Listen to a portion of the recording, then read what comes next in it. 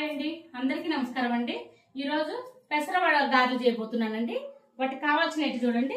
ఉదయాన్నే నానబెట్టేశానండి. పెసలు ఒక పావు కిలో తీసుకున్నానండి, నానబెట్టేసాను. వాటికి కారానికి పచ్చిమిరపకాయలు ఒక 10 పచ్చిమిరపకాయలు తీసుకున్నానండి.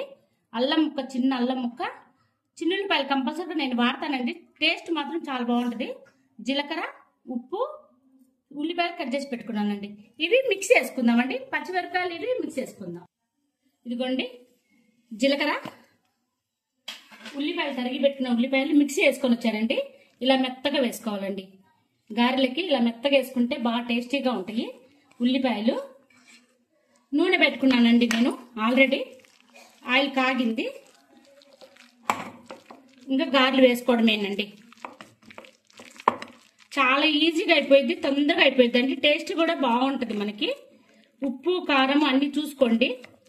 ఇట్లా కలుపుకున్నానికి అన్ని చూసుకోండి. నాకైతే అన్ని కరెక్ట్గా సరిపడేయండి. ఇదిగోండి ఇలా వేసుకోవడమేనండి. ఇలా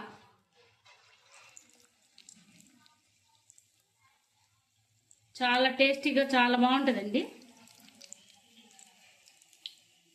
తొందరగా అయిపోయేదండి వడలు. గారెలు చూడండి ఎంత బాగా వచ్చినాయో.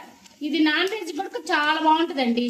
మనం మటన్ పులుసు కానీ, చికెన్ పులుసు కానీ, నాటుకోడి చేసుకున్నప్పుడు చాలా బాగుంటుందండి. ఇవి చూడండి చిన్న చిన్న గారెలు ఎంత రుచిగా ఉన్నాయోనండి. వేస్తుంటేనే మా పిల్లలు తింటా ఉన్నారండి.